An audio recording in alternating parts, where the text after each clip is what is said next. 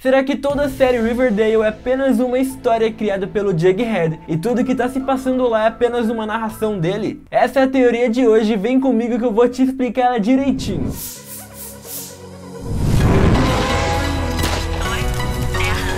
But winter is coming.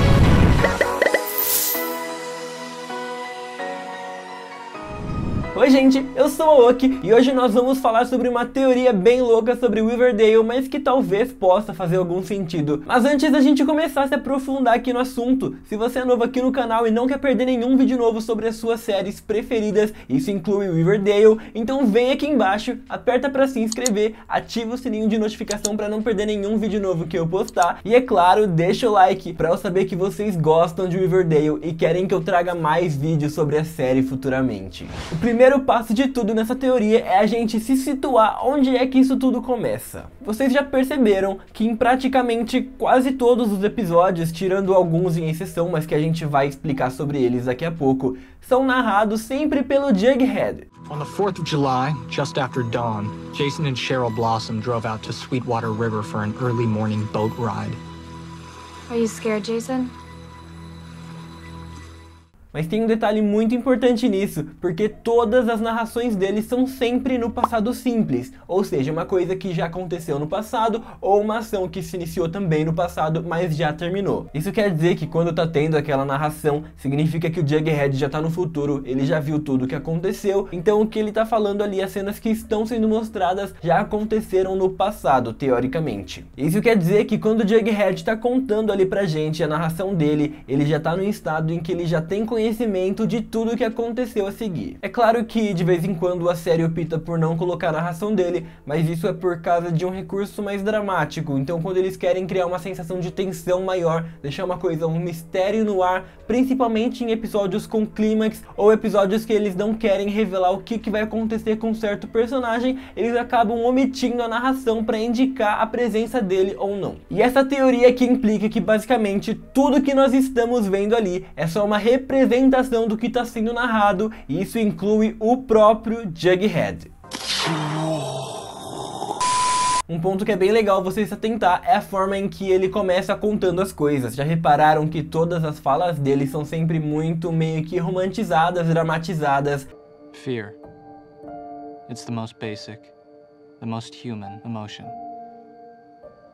As kids, we're afraid of everything. The dark. Will you stay in my room tonight, Polly, please? The boogeyman under the bed. Mom won't let me, Betty. Well, I'll turn the nightlight on, okay? And we pray for morning, for those monsters to go away. Às vezes quase como um poema ou como se estivesse sendo uma história contada. E muitas vezes se aproxima inclusive de um romance. Por essa lógica fica um pouco estranho ver esse formato em um jornal, que teoricamente é o que eles deixam a entender, que na verdade a narração dele é basicamente ele escrevendo lá pro Blue Gold. Só que por mais que eu sei, existem vários tipos de artigos que podem ir no jornal, inclusive artigos que podem se encaixar nesse formato de texto. Não é uma coisa tão comum e é muito mais comum você encontrar esse tipo de escrita romantizada em livros. Ainda mais que se nós juntarmos todas as falas dele, no final nós vamos ter uma grande narrativa que segue uma linha cronológica de acontecimentos. Outra coisa que parece quebrar muito esse esquema de que na verdade é o Jughead escrevendo pra gente uma matéria, um artigo pro jornal dele, é que ele sempre parece estar à frente dos acontecimentos que ele tá contando. De vez em quando ele narra alguns acontecimentos que não cabe a ele e talvez ele nem mesmo teria como ter essa informação. The place where Joseph Conway's soul had once perhaps existed. And in that void, she'd seen a dark reflection. A truth that could not be burned away. Essa questão dele tá como sendo um pilar na série, esse amplo geral que o personagem tem, às vezes narrando e mostrando coisas que ele não saberia, dá uma ideia muito próxima até de uma coisa onipresente, ou seja, ele estaria praticamente em todos os lugares ao mesmo tempo. A minha primeira hipótese foi que na verdade quem tava contando pra gente era o Jughead bem do futuro, ou seja, tudo aquilo já aconteceu e ele só tá basicamente escrevendo o que aconteceu no passado, por isso que tem essa narrativa toda, ele estaria escrevendo, sei lá, talvez um livro sobre o passado. E até então essa hipótese pra mim parecia ser bem plausível, até que o conceito da onipresença começou a pegar um pouco, porque mesmo se ele estivesse contando o passado, ele saberia detalhes demais sobre acontecimentos que não cabiam a ele. Aí então vem a minha segunda hipótese, que na verdade são duas segmentações de uma mesma hipótese. Ainda na ideia de que o Jughead está escrevendo sobre o passado dele, ele estaria colocando então fatores que na verdade não aconteceram, coisas dramáticas para estar adicionando como um toque extra no livro dele. E a outra parte, a segunda hipótese da segunda hipótese, seria que na verdade é uma história completamente fictícia e o Jughead, como ele tá narrando, nós sabemos que é ele, porque a série claramente nos mostra, basicamente é uma própria representação dele, que é uma coisa comum de acontecer, como por exemplo, o próprio Maurício de Souza da Turma da Mônica, ele já se colocou dentro do próprio universo dele da Turma da Mônica. Bom, mas agora afunilando tudo que eu falei aqui pra vocês, todas as partes, parte 1, parte 2, basicamente a teoria seria de que o Jughead é um escritor, ele escreveu o livro contando a história sobre o Riverdale e agora ele tá contando, ele tá narrando essa história pra gente do livro dele. E tem um detalhe muito estrutural da série que parece dar forças a essa teoria,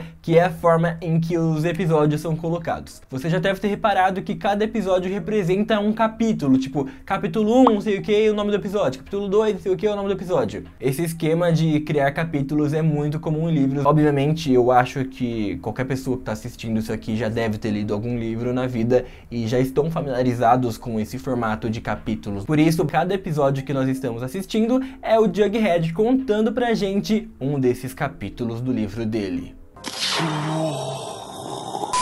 É claro que essa organização por capítulos nunca foi uma coisa exclusiva de livros, mas é um formato que se aproxima coincidentemente próximo demais dos livros. Se a gente somar todos os recursos, como por exemplo a narrativa, storytelling em formato de organização, tudo chega muito próximo ao formato de um livro.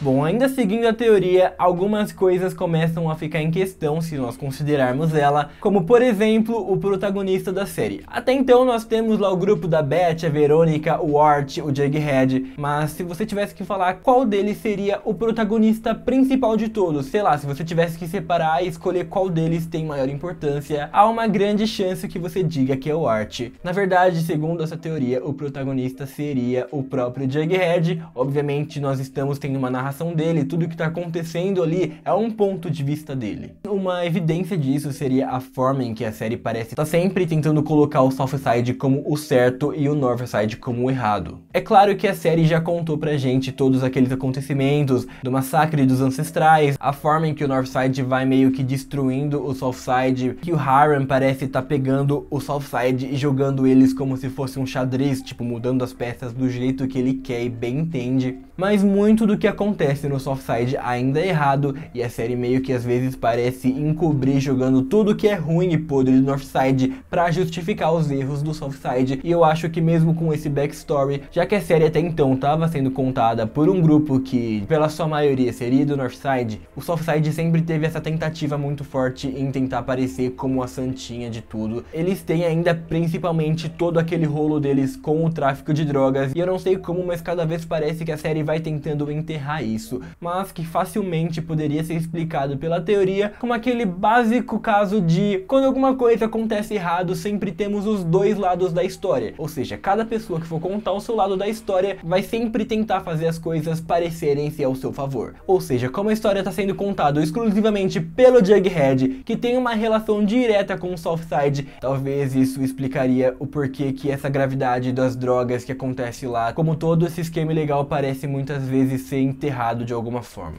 E essa aqui foi a teoria de hoje. Eu sei que, cara, não leva nada disso a sério, obviamente isso aqui é uma teoria, é coisa feita por mim, um fã de Riverdale que tá meio que com abstinência da série, porque ainda faltam alguns meses pra próxima temporada vir. Também é uma coisa bem legal de se fazer, eu sempre gostei muito dessa vibe de ficar criando teorias, é quase como um hobby, da mesma forma que as pessoas gostam de ficar escrevendo e lendo fanfics, a nós, pessoas que gostam de ficar criando e lendo teorias por aí. Muitas vezes as teorias estão tipo muito loucas e não vão fazer sentido. Acontece, mas ainda assim é o nosso hobby.